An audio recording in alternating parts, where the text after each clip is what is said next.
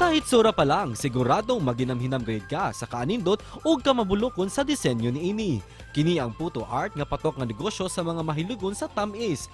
Sa puhunan nga 200, mamahimo ng mas palambuon nimo ang imong negosyo pinaagi sa pagluto og mga puto. Mas gipa-level up ang disenyo ni ini aron mas makadani og syempre Instagrammable worthy ang Pinoy photo. Karong buntaga, dungan tang sayran kauban ang usa sa mga nagnegosyo ni ini dinhilang sa GMA Regional TV Live. Cute kita naon mga kapusog, artistic kayo yang gipaligya nga mga kakanin o kini ang atong kisayran karong buntaga ang iyang patok nga negosyo. Beverly Lebores, maayong buntag. Beverly o Verlay, good morning. Welcome sa GMA Regional TV Live. Mayong buntag, sir. Mayong buntag sa tanan.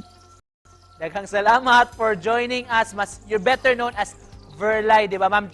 Thank you for joining us this Yes, sir. morning. Unsa may sinugdanan ini mong kakanin business? Ngano nakahuna-huna man ka nga mo venture ani?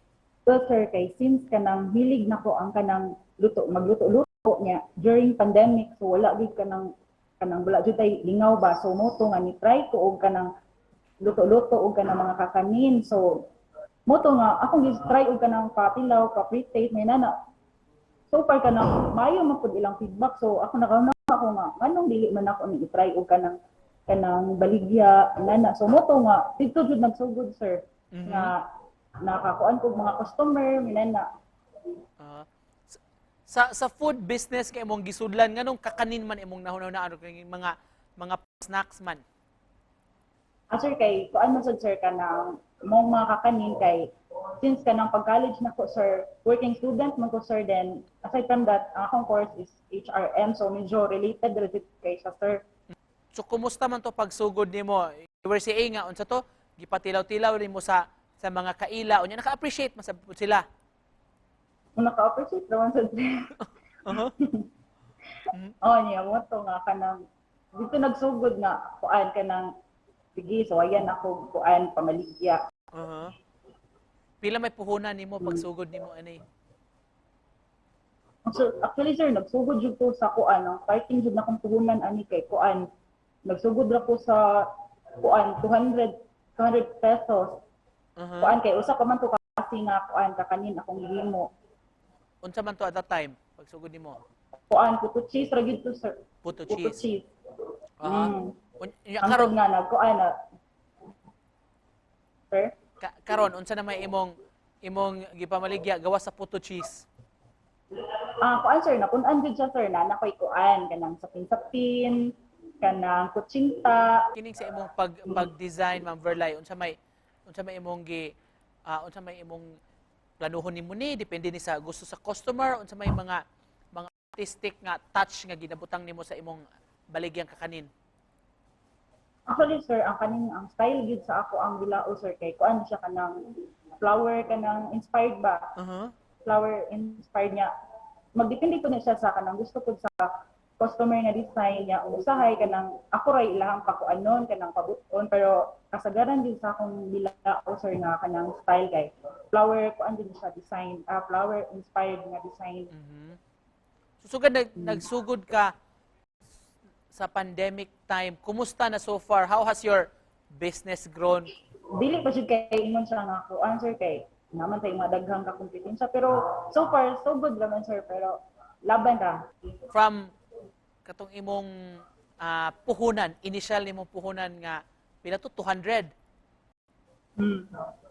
Buyag karong panahon na kumusta naman pila na may maingon natong rough lang nimong estimate mga monthly income nimo pinaagi ani nga business? Ay inon, sir, dili mo jud siya ingon nga kanang ano kanang jud nga kanang gusto jud kay, pero at least ba ni ang 200 at least ni uminto gamay, sir, mapasalamaton na kay kuan na, sir, at least naaji kanang customer sa gyud mga loyal nga kanang magpangita sa gyud ba. Unsa may sikreto sa imong lamian kaayo nga mga kakanin? Ano gyud, sir, kanang sa imong pagluto dapat kuan butangan jud na nimo kanang love, sir, kay kung dili kay kaning trabaho, sir, kapoy jud ni siya sa tinod lang, pero kung wala jud kay kanang dili mo love ang imong gitrabaho, sir, wala jud dili ka magbugay. Sa mga gusto po diha nagtan-aw kanato karon nga gustong magsugod og ginagmayng negosyo unsa may matambag nimo?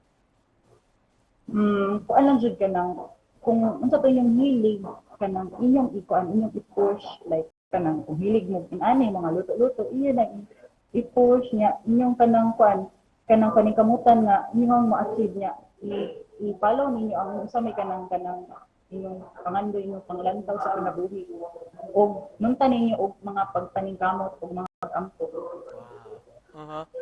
Ma'am Verlay, sa mga gustong mo contact nimo asa man sila maka get in touch nimo para maka-order sa imong mga kanin. O pwede sa takaan sir sa akong Facebook, sir. That's very nara na dito tanan sir. Message lang sila. PM lang sila sir. Unya na sa dito imong unsa man price list o itsura sa imong produkto. Na dito sir. And in closing, Ma'am Verlay, unsa may puot po nimong ipaambit nga mensahe, realization nimo na imong journey sa pagnegosyo nga gusto nimong i-share sa uban sama na nimo kini mga nagtanaw sab nato nga gusto sab magnegosyo like you. Sa kanang mga nagplano diha nga magnegosyo, ang ako lang jud ikatambag ninyo kay kuan. Kanang sama sa akong ginaingon ganiha, kung unsay hilig ninyo, inyong kanang i-push niya kanang sa inyong matag trabaho butangan ninyo og gugma og paningkamot og labas sa kanang nunta ninyo mga pag-ampo sa Ginoo. Wow, thank you so much for joining us, Beverly Lebores. Thank you so much, ma'am. Salamat sa imong panahon. Thank you, sir.